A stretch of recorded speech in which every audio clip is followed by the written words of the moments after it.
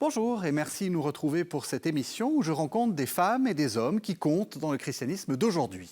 Cette semaine, une universitaire qui nous a fait découvrir ce qui se passe dans le mystère des monastères chartreux et dans les chartreuses d'hommes et de femmes, mais aussi quelle est la spiritualité des fils et des filles de Saint-Bruno. Pour autant, cette émission ne sera pas dans le style repentance et contrition, car vous allez vite vous apercevoir que si mon invité aime le silence et les grands espaces, c'est une femme joyeuse et malicieuse. Bonsoir Nathalie Nabert. Bonsoir Régis. Alors vous êtes professeur et doyen honoraire à l'Institut catholique de Paris et vous êtes poète, pas poétesse. Exactement, poète. Vous êtes poète. Alors, je l'ai dit, hein, Nathalie Nabert, on vous connaît vraiment pour tous vos travaux sur les Chartreux. On va parler des Chartreux et des Chartreuses, bien entendu. Mais peut-être qu'on va aussi découvrir des aspects un peu inattendus de votre vie. Alors, j'ai commencé par votre titre. Vous avez longtemps été professeur et vous avez même été doyen à l'Institut catholique de Paris. Ce métier d'enseignant, ça a été important pour vous ? Oui, c'est un métier fondamental. C'est le métier de la transmission. Oui. Tout le savoir que nous accumulons n'a de sens que si nous pouvons le transmettre. Et donc, à l'Institut catholique de Paris, oui, ça a été très important. Ça a été aussi un engagement personnel de choisir l'Institut catholique de Paris plutôt qu'une université d'État. Oui. Et ça a été dans ma vie plus de 33 ans de bonheur dans mon métier et de rencontres merveilleuses, y compris dans l'Église. Vous avez dit que c'est votre engagement, c'est-à-dire que ça a été un choix religieux, enfin lié à la religion ou lié... Alors, c'est un choix qui a été lié à un signe dans ma vie.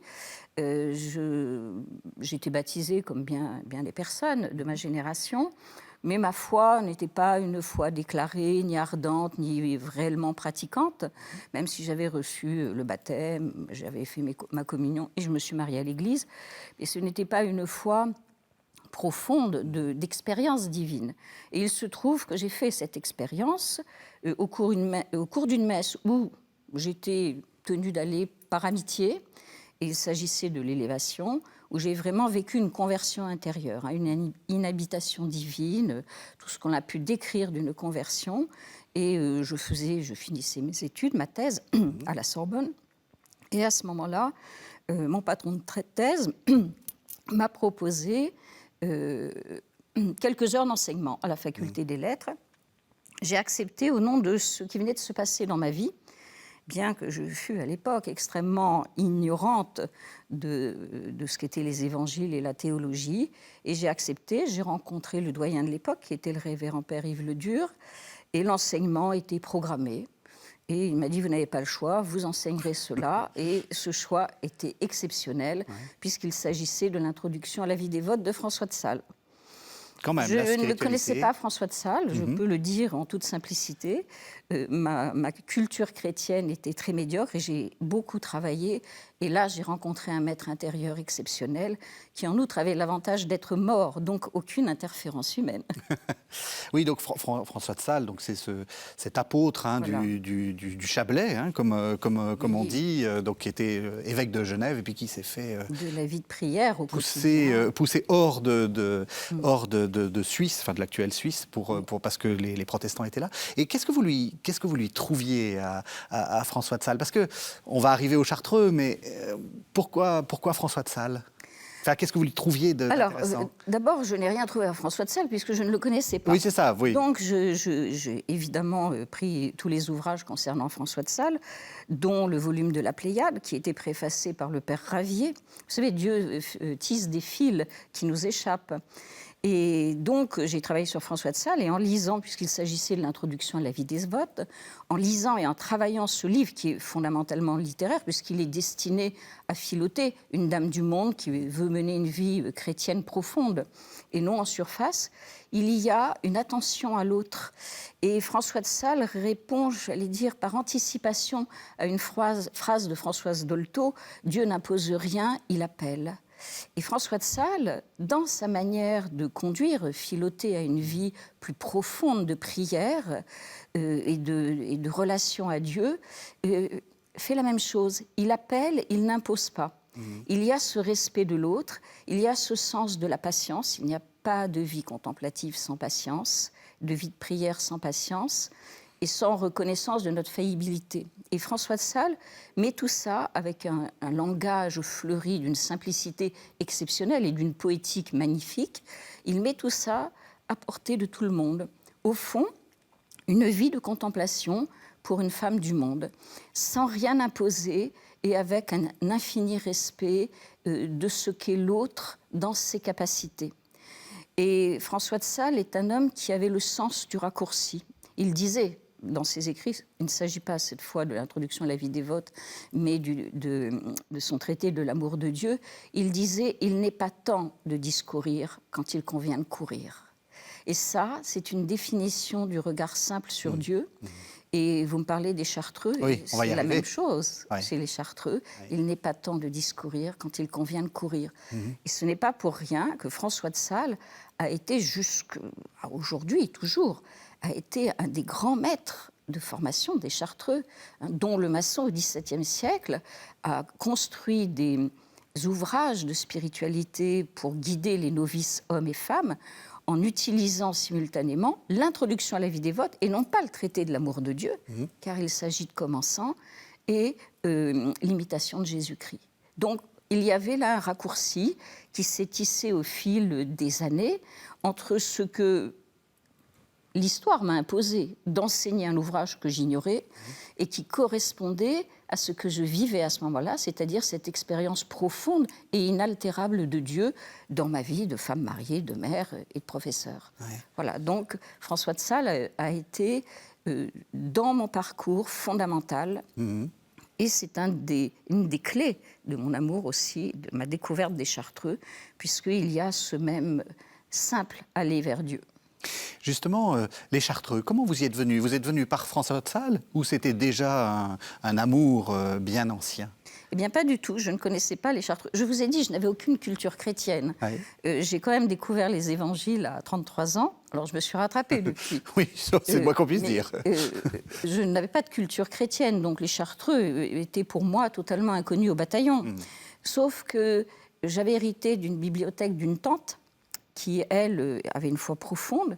Et comme je ne résiste pas aux livres, comme d'autres femmes ne résistent pas aux vêtements, j'avais pris un certain nombre d'ouvrages. Et un jour, par hasard, dans ma bibliothèque, j'ai mis la main sur Amour et silence, signé un Chartreux, c'est dont Jean-Baptiste Porion. Ouais. J'ai lu ce livre, et en lisant ce livre, j'ai su que c'était moi.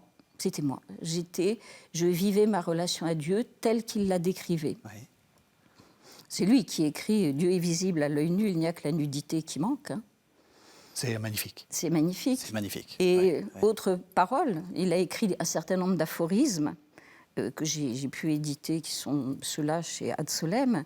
Mais un des aphorismes exceptionnels, la vie contemplative, quand on dit « je vois », on n'a plus besoin de dire « je veux ».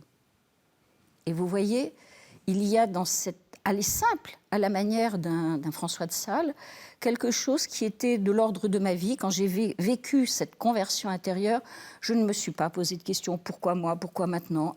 Aucune importance. Oui. J'ai suivi, j'ai répondu à un appel. Dieu donne un appel. J'ai suivi cet appel simplement. Il se trouve qu'historiquement, ma vie s'est déroulée autour de cet appel. Qu'à ce moment-là, je suis rentrée à l'Institut catholique. J'ignorais totalement ce qu'était l'Institut catholique de Paris. Et qu'à l'Institut catholique de Paris, on m'a donné un maître intérieur. Et ensuite, par les hasards, mais est-ce que ce sont des hasards, vous allez voir de la spiritualité chartreuse. Comment est-ce qu'on passe de la spiritualité chartreuse aux Chartreux? Parce que j'imagine qu'on doit avoir une image, de plus en plus, on se construit une image, et puis à un moment, on pousse une porte, on essaie de... Alors c'est compliqué, on ne pousse pas toujours les... Voilà. Non, ça a été très simple. En fait, j'ai eu ce livre, et j'enseignais à l'Institut catholique de Paris, et peu de temps après, on cherchait un doyen. Il y a peu de personnes qui souhaitent être doyen. Il se trouve qu'à ce moment-là, on m'a demandé si j'accepterais éventuellement. C'est une élection, donc ça n'était pas donné. Et j'ai accepté. Et étant doyen, il a fallu développer un certain nombre de recherches, de laboratoires. Et j'avais ce livre en tête, et du coup, j'ai cherché des éléments sur les Chartreux, sur leur tradition littéraire, qui est très ancienne et très abondante. Et en fait, je n'ai rien trouvé en France. Il y a des grands spécialistes de Chartreux, comme Daniel Le Blévèque, Alain Girard, mais qui ont travaillé sur l'histoire. Le Blévèque à Montpellier, Alain Girard au musée d'Avignon, mais qui ont travaillé sur l'architecture et l'histoire. Il n'y avait rien sur la spiritualité. Donc, j'ai proposé à l'époque, le recteur était le père Patrick Valdrini, j'ai proposé qu'on fasse un centre de traduction de textes, d'organisation de colloques, qu'il a accepté volontiers, mais il me paraissait difficile de faire cela sans en informer le révérend père. Et donc, j'ai écrit au révérend père. Donc, le révérend père, c'est le nom de code du supérieur général, de l'abbé général. Voilà. Alors, pas abbé, les Chartreux, par humilité, ont renoncé à l'abbatiat. Voilà, oui, c'est ça. Ils sont prieurs. Du prieur, oui. Voilà. Et donc de la Grande Chartreuse. De la Grande Chartreuse, c'était dans Marcelin-Teuve. Et je reçois, j'étais dans mon bureau, un coup de fil. Bonjour, je suis don Michel Bultot, le procureur général des Chartreux, je souhaite vous rencontrer. Et donc, don Michel Bultot est arrivé 10 jours après dans mon bureau. Il s'est assis, il m'a dit, vous savez, je suis un ancien d'ici. Il faisait allusion à l'ESSEC, qui à l'époque était dans la cour du 21 Donc une école d'ingénieurs, ce qui est assez étonnant. Enfin... Et il était très heureux. Il m'a dit, écoutez, nous sommes ravis que vous fassiez ce centre. Nous collaborons dans le cadre de notre vie monastique, mais pour fournir des documents. Et voilà, ça a commencé très simplement. J'allais régulièrement à la Grande Chartreuse quand c'était nécessaire, soit pour rencontrer des moines, donc dans la maison des familles, évidemment. Il ne faut surtout pas penser que je suis rentrée à l'intérieur du monastère de la Grande Chartreuse. Et pour travailler, certains moines ont donné des traductions. D'ailleurs, un moine chartreux a fait une traduction pour le livre qui va sortir. Et ça a été le début d'une longue collaboration avec les Chartreux. Alors très évidemment, dans le cadre du silence de leur vie, du respect absolu, il ne s'agit pas de les déranger, mais de cette entente très simple, très très simple. Et voilà, donc ce n'est pas du tout compliqué de travailler avec les Chartreux. L'art, c'est de ne pas encombrer. Leur rôle n'est pas d'être dans le monde, ni de se disperser. Leur rôle, c'est il faut ajuster ce que l'on a à faire avec eux. Et jamais je n'ai eu de rencontre avec aucun moine chartreux ou moniale chartreuse en dehors du cadre exclusif du travail du Cresque. Voilà. Et je pense que c'était l'origine d'un lien très profond de ma part envers les Chartreux et de la confiance qu'ils m'accordent dans l'ensemble, enfin jusqu'à présent. Justement, qu'est-ce que vous leur trouvez ? Qu'est-ce qui, pour vous, résume... Enfin, vous nous avez donné quelques aphorismes de Dom Porion, qui est un peu votre préféré, hein, parce que vous avez beaucoup... il y a plusieurs livres qui ont paru, en particulier chez Beauchesne. Oui, j'aime beaucoup. Voilà. Donc, qu'est-ce que vous leur trouvez ? Alors, tout d'abord, il y a un sens de l'absolu qui est évident, parce que s'enfermer dans la pauvreté, hein, les bâtiments extérieurs appartiennent au patrimoine de la France, mais ils vivent très pauvrement, sans carriérisme, avec une vie affective humaine qui est réduite, à quelques récréations le dimanche, à des échanges, mais qui est réduite, puisqu'il s'agit de vivre en Dieu, pour Dieu et seul avec Dieu. Et donc, il y a chez eux ce souci de la vérité. On ne peut pas mentir quand on est chartreux ou moniale chartreuse, parce que la cellule vous rejette. On ne reste pas toute une vie dans une cellule à prier Dieu, avec des contacts humains très, très discrets, si ce n'est pas véritablement cet appel de Dieu. Donc il y a un rapport à la vérité et aussi à la simplicité de l'être. Quand un moine ou une moniale, au cours de son noviciat, qui est très long, il peut durer jusqu'à 9 ans, sans qu'il n'est pas destiné à être chartreux, eh bien, il cesse d'être chartreux, ou il passe dans un autre ordre, ou il revient à la vie civile. Et donc, il y a quelque chose qui est absolument authentique. On ne fait pas carrière. Quand un moine est nommé prieur puisque ça se passe au cours des chapitres généraux, prieur d'une chartreuse, c'est dur pour lui ou pour elle, homme ou femme, c'est dur parce que leur vocation n'est pas de diriger, leur vocation est d'être seul avec Dieu. Sauf que de temps en temps, il faut bien des managers. Et c'est donc un grand sacrifice. Et vous savez, lorsque Le Grand Silence est sorti sur les écrans, Le film, hein, le fameux le film. film Le Grand Silence, j'ai été souvent appelée à animer des débats dans les cinémas. Et j'ai toujours souhaité que ça ait lieu après le film, car le film introduisait à la vie monastique carthusienne tel que ça se passe en réalité. C'est-à-dire, on est introduit dans une cellule, il y a un maître des novices, et ensuite c'est le travail seul à seul avec Dieu, la cellule, la formation théologique et historique, qui fait qu'on devient un moine. Et ce film, quand j'animais le débat à la fin, il y avait des gens qui n'étaient pas croyants, et ce qui, tous, c'était absolument consensuel, c'est au fond l'authenticité. Quand on rentre dans une chartreuse, on ne cherche pas à faire carrière. On est seul avec Dieu. Et ce qui fascine aujourd'hui chez les chartreux, ce qui fascine les gens, c'est que précisément, ils sont la preuve d'un appel de Dieu. Et même s'il peut y avoir des faillites, des gens qui sortent, il y a eu cet appel de Dieu. Et on est toujours à chercher des preuves de l'existence de Dieu. En tout cas, c'est la preuve que lorsque Dieu appelle, eh bien, cet appel peut se transformer en une vie exclusivement adonnée à Dieu. Petit coup de publicité, on peut inviter les téléspectateurs et les téléspectatrices à aller à la Correrie, qui est le musée qui est juste en dessous de la Grande Chartreuse, c'est en dessous de Grenoble, hein, parce qu'on y découvre certaines de ces dimensions. Enfin, je pense que on peut inviter Les Chartreux ont fait un travail remarquable avec le jeune conservateur qui dirige le musée actuellement, un travail remarquable d'information pour répondre aux questions que se posent les gens devant cette vie cachée, et un travail d'immersion dans la vie carthusienne. Et ce musée est un exemple de muséographie monastique exceptionnelle. Je suis content que vous le disiez, parce que pour moi, c'est comme ça que je le vois. C'est tout à fait extraordinaire. Vous étiez venu il y a quelques années, hélas, pour un magnifique film aussi qui était sur les moniales chartreuses. Ça aussi, c'est important pour vous, de ne pas oublier que, bon, il y a l'ordre des pères, mais il y a aussi les femmes. Oui, c'était le film de Marc Janson qui était une commande des Chartreux.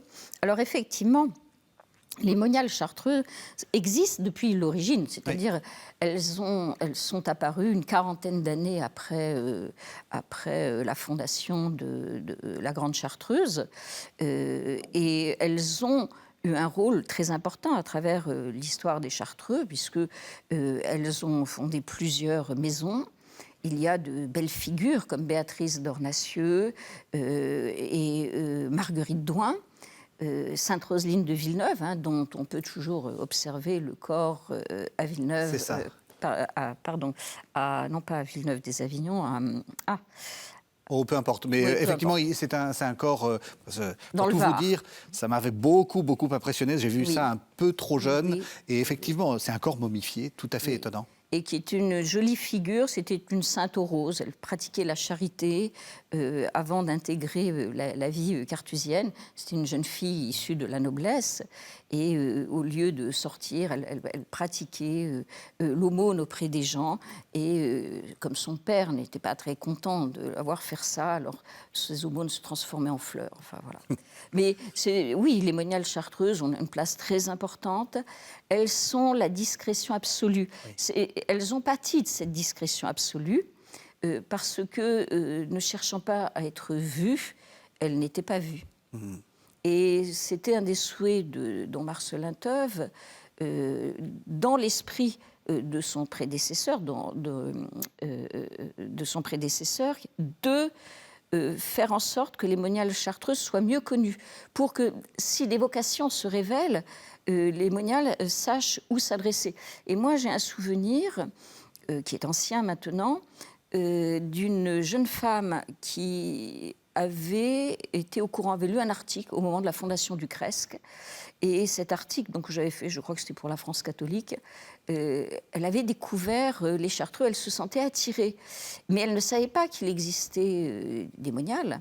Donc elle s'est adressée à la Grande Chartreuse, qui l'ont à la Grande Chartreuse, on l'a orientée vers la Chartreuse de Reillanne. Et cette jeune femme, qui était au départ institutrice, j'ai pu la rencontrer, puisque en fait, c'est en découvrant le Crest qu'elle a découvert qu'il existait des moniales. Et aujourd'hui, elle est moniale à Reillanne. Oui, et je dois avouer que ce film, je connais assez bien les Chartreux, ce film, moi je connaissais rien à tout Oui. ça, et le film le montre très bien. Comme vous dites, une vie d'une pauvreté et d'une simplicité, c'est presque, entre guillemets, pire que les pères. Enfin, je veux dire, il y a... Oui, C'est très impressionnant. Voilà, Très impressionnant. c'est, je dirais, sans faire de féminisme, mais c'est un peu dans la vocation des femmes de s'effacer. De s'effacer. Ça, il y a beaucoup de femmes qui vont pas aimer ce que vous êtes en train de dire. Mais quand je dis de s'effacer, parce que... C'est le mot vocation. Non, non, pas du tout. Quand je dis s'effacer, parce que les femmes ont moins d'orgueil que les hommes. Ah. Elles sont moins dans l'apparat. S'effacer, ce n'est pas rien faire, ce n'est pas commander, ce n'est pas ne pas commander, pardon, ce n'est pas ne pas diriger une entreprise, c'est de ne pas tirer gloire et orgueil de cela. Ouais. Et c'est vrai que souvent, dans la mentalité masculine, mais ça vient de l'époque de la chevalerie, la médiéviste que je suis vous le redira, l'apparence, la récompense de ce que l'on est, les honneurs sont importants puisqu'ils sont une marque de reconnaissance. Dans la psychologie féminine, c'est moins important. Parce que l'essence, il ne faut pas oublier que les femmes portent dans leur corps la vie, même si c'est un corps consacré à Dieu. Il n'empêche que le fait de porter cette vie rend profondément humble. Et je pense qu'il y a chez les femmes ce désir d'être moins mises en avant que chez les hommes. C'est pas une généralité, il y a des hommes d'une grande humilité, mais dans l'ensemble, on aime bien les distinctions. Voilà. J'ai travaillé dans un milieu d'hommes quand même. Oui. Et vous parlez très bien justement de la vie de famille, en fait, parce que c'est important pour vous, la vie de famille. Très important. J'ai rencontré mon mari, j'avais 15 ans, nous avions 20 ans de différence. Il a été l'amour, l'unique amour de ma vie. On a été mariés 42 ans. Il est mort il y a 11 ans. Nous avons une fille, Fleur, Fleur Nabert, qui est sculptrice. Alors qu'on connaît bien à Catéo, Voilà. parce que c'est souvent qu'on voit... Voilà. Vous ne portez pas ces bijoux, vous ne faites pas de la pub, Ah ben, je ne les ai pas mis aujourd'hui par discrétion. Ah, c'est bien. Pour ne pas faire de publicité. D'accord. Je les porte habituellement, tous les jours, mais je pense que beaucoup de gens les portent. Là, j'ai par discrétion, mais je ne les porte pas. Oui, elle fait des bijoux magnifiques. Et une œuvre d'installation liturgique exceptionnelle. Enfin, ne demandez pas à une mère de ne pas admirer sa fille. Voilà, c'est bien. Voilà. Et j'ai 3 petites filles, et la famille est très importante pour moi. Ouais. Et le décès de mon mari, il y a 11 ans, fait de moi une veuve, mais non une célibataire. Et ça, c'est quelque chose dont j'essaie souvent de témoigner aux gens qui sont surpris. J'étais assez jeune, j'avais 56 ans, parce que la mort ne nous sépare pas. Elle disperse les corps, mais elle ne sépare pas. L'amour reste au plus profond du cœur. Hein. C'est comme un parfum, c'est la note de cœur d'un parfum. Et donc, le statut de veuve ne fait pas de moi une femme célibataire. Ça fait tout simplement l'épouse d'un homme qui reste présent dans le cœur. C'est très bien dit. Et je pense que ça peut aider beaucoup de gens, ce que vous dites. Parce qu'on a fait plusieurs émissions, justement, sur ce statut très compliqué de veuve, enfin, qui, socialement, est très compliqué à assumer. Et ce que vous dites est très beau. Ben écoutez, tant mieux. Moi, je ne le trouve pas difficile à assumer, mais... en tout cas, c'est le courrier des téléspectateurs qui me le dit. Oui, parce que le veuvage vous laisse avec l'autre. Après ça, c'est une rencontre qui se fait à la fine pointe de l'âme. Ouais. Il y a la disparition des corps, mais ce n'est pas le plus important. Ce qu'il restera de nous, ce n'est pas notre corps. Si, heureusement, pour quelques archéologues, dans quelques milliers d'années. Oui, Sainte-Roseline. Voilà, exactement. Mais il restera de nous ce que nous avons fait, ce que nous avons produit, l'amour que nous avons donné. Et la mort ne sépare pas l'amour du tout. Est-ce que le Christ... vous me direz, le Christ est ressuscité, mais nous ne le voyons pas physiquement aujourd'hui. Oui. Est-ce que notre amour est altéré par cette absence ? Non. Absolument pas. Donc je pense que là, on a de quoi consoler toutes les veuves de la terre. Justement, cette expérience de la vie de couple, de l'amour, qui justement avec un homme, avec des enfants, pour quelqu'un qui a travaillé sur les Chartreux, qui sont des célibataires, hein, est-ce que ça aide ? Est-ce que ça enfin, comment est-ce que vous le voyez? Vous le voyez comme une sorte d'équilibre, vous comprenez mieux parce que vous avez une autre expérience, ou parce que ça doit être très compliqué, hein, de comprendre. C'est une vie tellement particulière. Alors, même une vie de solitaire, n'oublions pas que les Chartreux sont une famille de solitaires. Donc, le mot communauté, on peut l'utiliser, communauté des Chartreux, mais on doit le réduire. Une communauté bénédictine, vous pouvez avoir 25, 30, 40, jadis encore plus de moines que cela. Les Chartreux ont toujours limité le nombre à 13 pères et 16 frères convers, père ou mère, voilà. Et c'est une petite famille de solitaires, mais qui se retrouvent de temps en temps, le dimanche, pour les grandes fêtes liturgiques, et lors de leur promenade, le spaciment. Donc, ils sont seuls, mais seuls dans une famille. Et cette solitude demeure tout de même une solitude au sein d'une famille. Donc mon regard sur les Chartreux, d'abord j'essaie de ne pas avoir mon regard personnel, j'essaie simplement de porter ce qu'ils sont. Donc je n'essaie pas d'interpréter à partir de moi. Ma vie de famille est complémentaire. J'ai une famille comme ils ont une famille. Après ça, la proximité n'est pas de même nature. Mais je ne sais pas si ça m'a aidée. En tout cas, ça n'a jamais été contradictoire. Tout comme ma conversion. Quand je me suis convertie, j'étais mariée, mère de famille. Ma vie, en aucune façon, ne pouvait changer. Et Dieu n'est pas tout à fait stupide. Sans doute que Dieu n'est pas dans l'ordre de la raison, mais il n'est pas dans l'ordre de l'irrationnel. Donc, quand un appel se fait auprès d'une personne, ça se fait avec ce qu'est cette personne. Et je pense que, voilà, on m'a donné François de Sales. François de Sales m'a donné les Chartreux en quelque sorte. Oui. Et les Chartreux, voilà, ça fait partie de mon travail, de ce que je veux mettre en lumière, de ce qui fut mon expérience, sans qu'il y ait aucune confusion avec ce que je suis. Moi, je suis le photophore, point final, rien de plus. Alors, on va quitter un peu les Chartreux parce que justement, on voulait montrer dans cette émission d'autres aspects de votre personnalité. Peut-être un mot du dernier livre, hein, La prière dans l'ordre des Chartreux. Ça s'est paru aux éditions Beauchesne. Pourquoi est-ce qu'il faut lire ce livre? Alors, d'abord, je voudrais rendre hommage aux éditions du Cerf qui ont repris la collection Beauchesne. Oui. Ce qui est vraiment un bel acte de courage, parce que c'est une collection universitaire, de textes universitaires. Et donc, ce livre, La prière dans l'ordre des Chartreux, c'est un colloque qui avait eu lieu il y a plusieurs années, qui était paru dans la revue de l'Institut catholique de Paris, qui a eu un grand succès. Et il a toujours été question de le reprendre. Et puis, les événements ont fait que ça n'a pas été fait. Il y a eu d'autres colloques entre-temps. Et quand les éditions du Cerf ont repris les éditions Beauchesne, j'ai pensé à reprendre ce volume. Donc, je n'ai gardé que 3 conférences qui étaient le plus ciblées sur les textes carthusiens, celle de Christian Trottmann, de Jean-François Cottier et la mienne. Et j'ai ajouté une très grande anthologie de textes, voilà, des origines à l'époque contemporaine avec des inédits.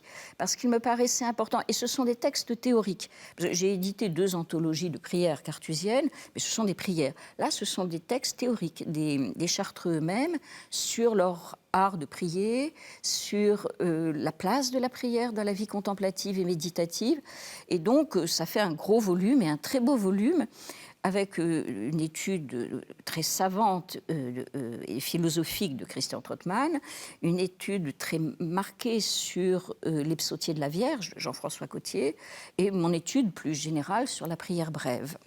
Et donc, voilà, c'est un volume qui est universitaire, mais je pense que la grande anthologie qui figure derrière peut concerner plein de personnes qui cherchent voilà, des éléments pour mieux prier.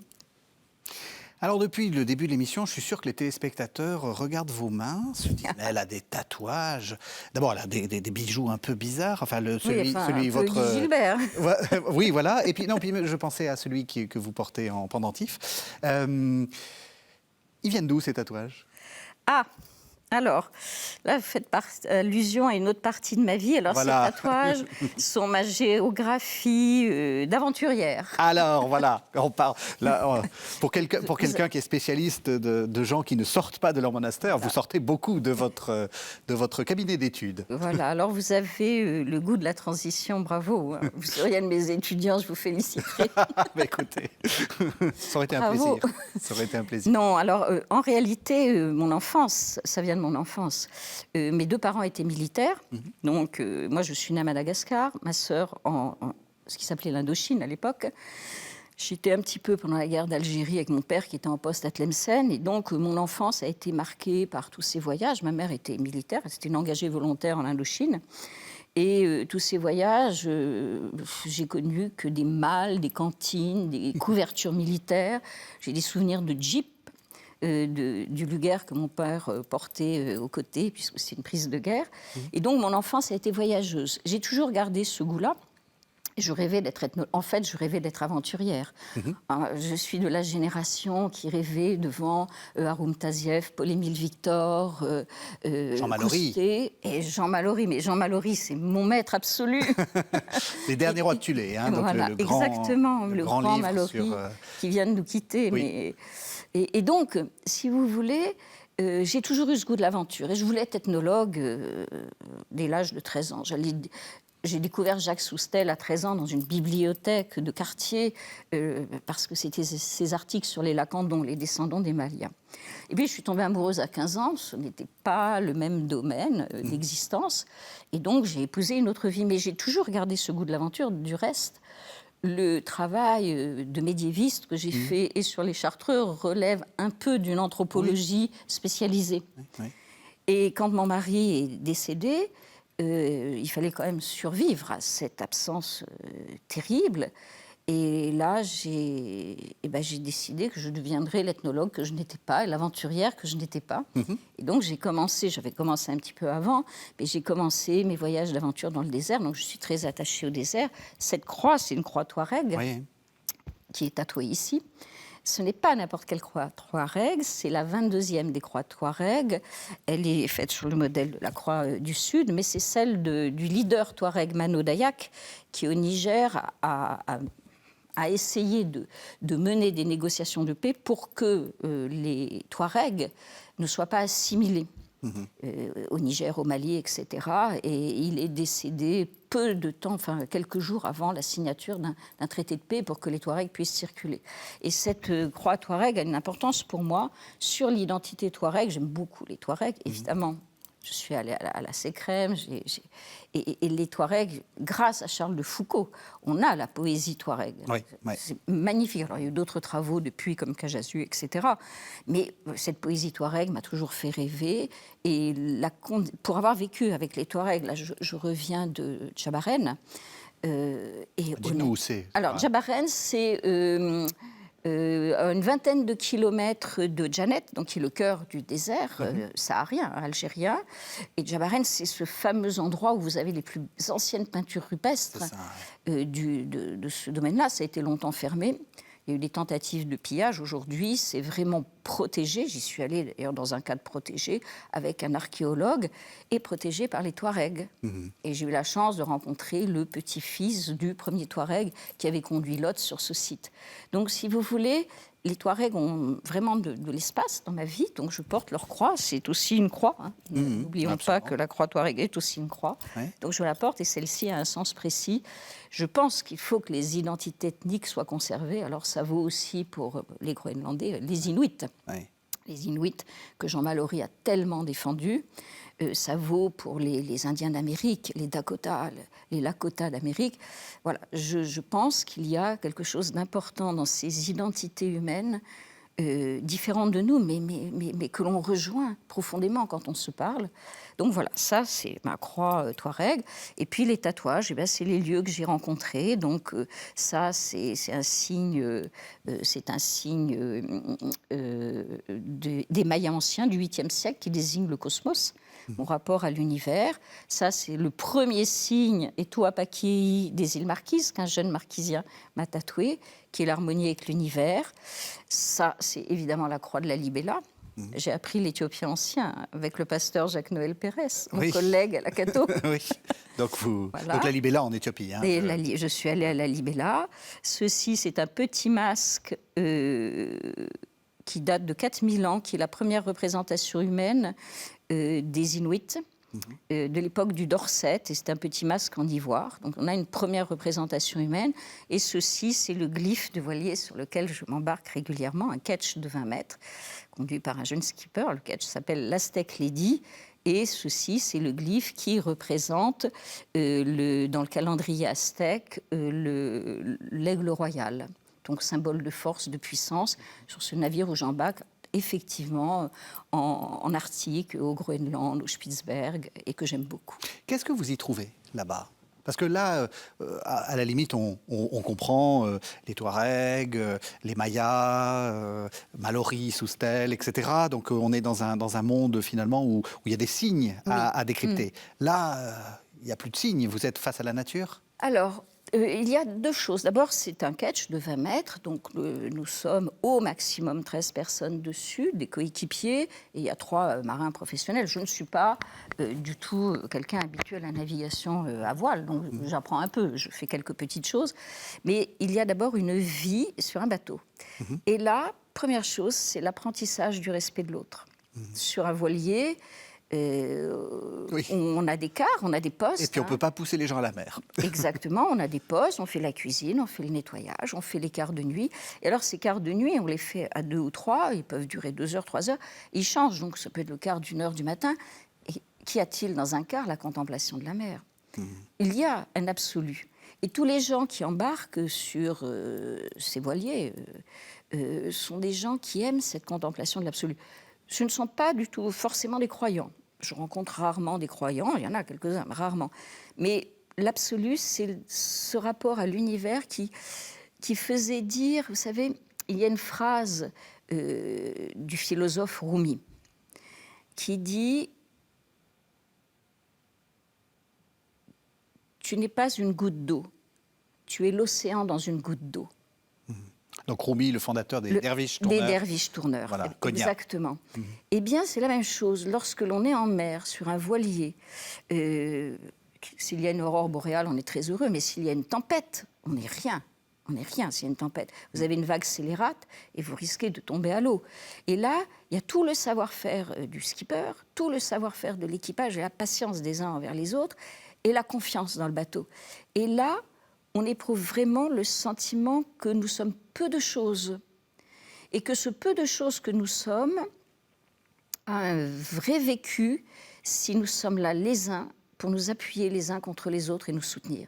Quelqu'un est malade, ça arrive souvent, le mal de mer. Je ne l'ai pas pour l'instant, mais ça viendra peut-être un jour. Quelqu'un est malade, eh bien on va chercher la boîte à vomi. On l'aide. En général, jamais personne ne renonce à ses quarts dans ces cas-là. Mais si quelqu'un est très mal, il faut être là pour l'aider. Il faut accepter de faire cuire des pâtes. Et, voyez, c'est ce rapport extrêmement simple à l'autre. Nous sommes à la merci des éléments. Et il faut avoir confiance, à la fois dans ceux qui sont là, à la fois dans le bateau et à la fois dans la vie. Évidemment, moi, j'y ai ma ressource divine, mais le regard que nous plongeons sur l'infini qui est devant nous, c'est un regard qui nous améliore et qui nous ajuste justement à l'infini. Et je suis persuadée que dans ce type de navigation à voile, il ne s'agit évidemment pas de gros bateaux, il y a un rapport profond à la transcendance. Voilà. On n'est pas Il y a l'aventure. Voilà, ça, il y a beaucoup d'aventures, j'imagine. On n'est pas grand-chose, mais quand même, on est une petite espèce relativement nuisible. Est-ce que vous avez eu l'occasion de voir, justement, on dit souvent, le nord, l'Arctique, c'est le lieu où on voit le mieux les effets de l'activité humaine, c'est vrai? Oui, c'est vrai. Alors, c'est vrai, les grands glaciers régressent. Et le skipper Antoine Buziot de l'Aztec Lady, qui navigue depuis plus d'une dizaine d'années dans ces eaux-là, le voit d'année en année. Donc les glaciers régressent, la banquise régresse, ce qui fait que les ours blancs, on est au Groenland, les ours blancs ne peuvent pas voyager comme ils l'entendent sur la banquise, et que souvent, eh bien, ils viennent dans les villes, je pense à Longyearbyen, au Spitzberg, où les ours rentrent aux portes de la ville parce qu'ils n'ont plus tout à fait de quoi se nourrir. Donc ils n'ont pas de quoi préserver l'espèce. Oui, bien sûr qu'il y a un impact, c'est évident, et un impact qui malheureusement, est-ce que nous pourrons l'arrêter? Il faut l'espérer, mais d'année en année est de plus en plus visible. De plus en plus visible. J'ai voyagé au Spitzberg il y a 2 ans, et à un moment où le glacier aurait dû être plein de glace, il était déjà gris, en train de fondre, voyez. Et là, c'est une chose terrible de constater ça, parce qu'on ne pourra rien contre cela. On peut peut-être diminuer notre consommation énergétique, mais est-ce qu'on pourra arrêter? Je ne sais pas. Est-ce que pour vous, c'est une faute? Une faute, on dit souvent il y a un péché écologique. Est-ce que pour vous c'est une faute? Parce que comme vous nous avez parlé de cette beauté et finalement de cette expérience de la transcendance qu'on fait face aux éléments, est-ce que vous direz que là il y a une faute? Une faute contre la transcendance? Il y a une cécité. C'est-à-dire que nous nous sommes habitués à vivre pleinement avec tout le confort que nous avons. Et nous ne pouvons pas renoncer à cela. Et on ne veut pas voir, c'est pas parce que j'allume une ampoule que la Terre va mourir. Et si nous sommes tous à allumer des ampoules inutiles, la Terre, oui, en meurt en partie. Donc c'est, je dirais, d'abord une cécité, une prise de conscience qui ne s'est pas faite à temps. Et ensuite une part d'égoïsme, parce que c'est vrai qu'il faut renoncer à un certain nombre de choses. Et on a peur de renoncer. On l'a très bien vu au moment de la pandémie, on a dû renoncer à beaucoup de choses. Et ça nous a fait du mal. Et je pense néanmoins, et je dois dire que le monde de la voile est très attentif à cela, et surtout des bateaux qui vont dans le Grand Nord, il faut bien sûr réagir. Alors, une faute, oui, si nous ne cessons pas. On peut admettre que nous n'avons pas vu à temps les conséquences, au fond, de nos abus de pouvoir sur la nature. Mais maintenant que nous en connaissons les conséquences, oui, il faut réagir. Et c'est maintenant où, j'allais dire, la faiblesse, la cécité bascule dans le délit. Et il faut, oui, dans ce sens-là, oui, c'est une faute.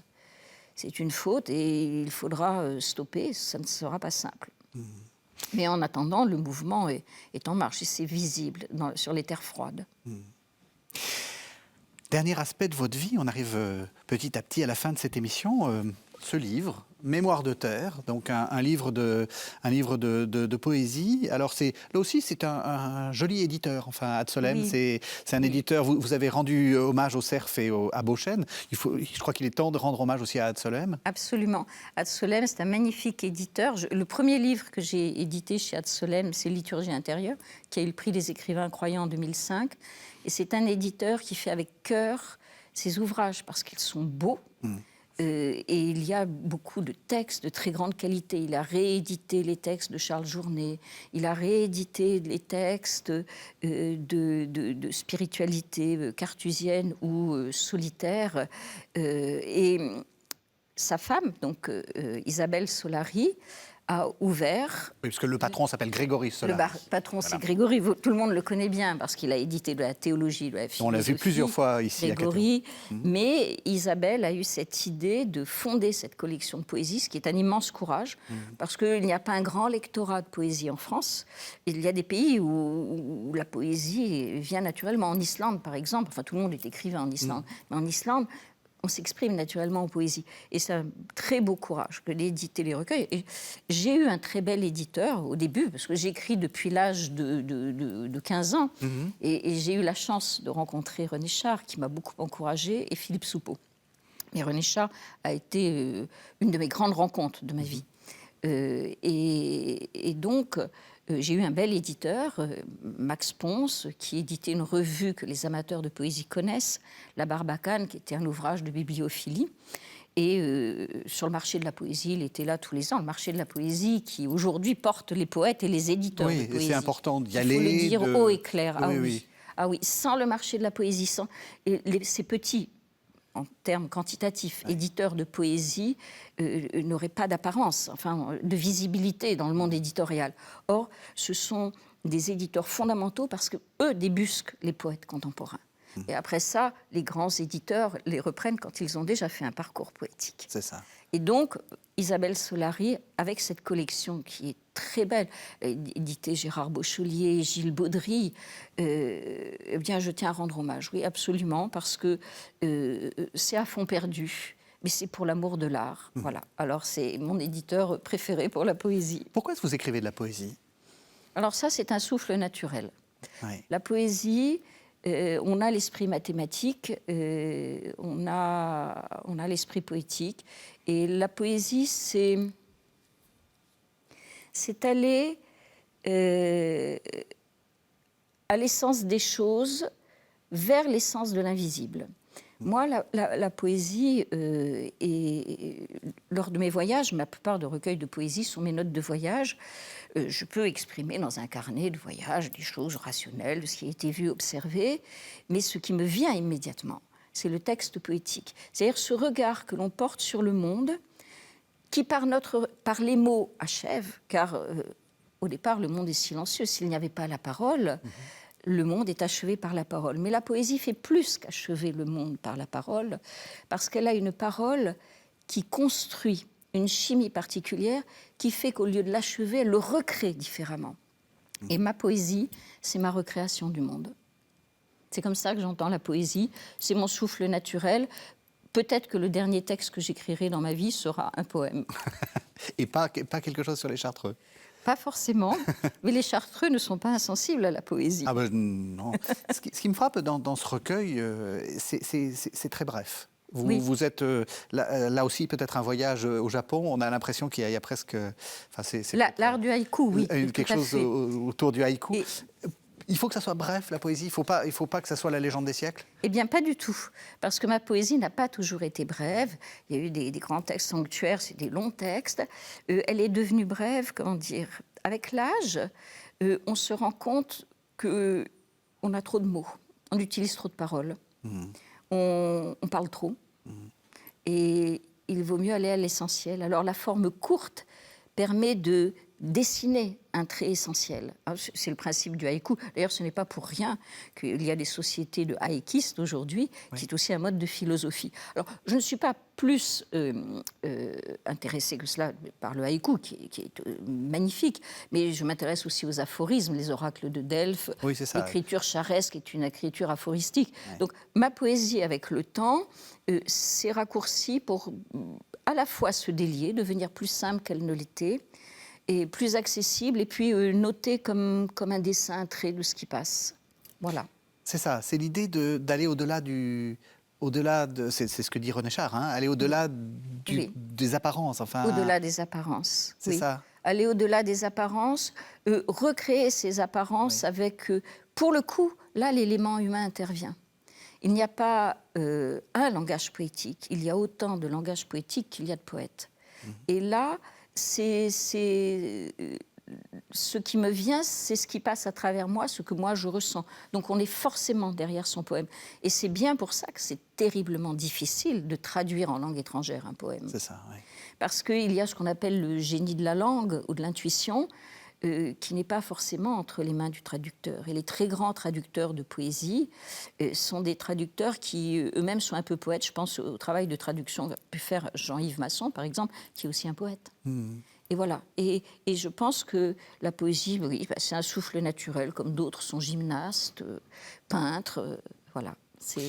On dit souvent, c'est aimer les mots. Quand on lit René Char, quand on vous lit, il n'y a pas de mots rares, il n'y a pas de mots... C'est plutôt l'intuition, enfin, et quelquefois même jusqu'à l'obscurité. Enfin, il faut creuser pour savoir ce que vous voulez dire. Alors, le mot est relatif à ce qu'on en fait.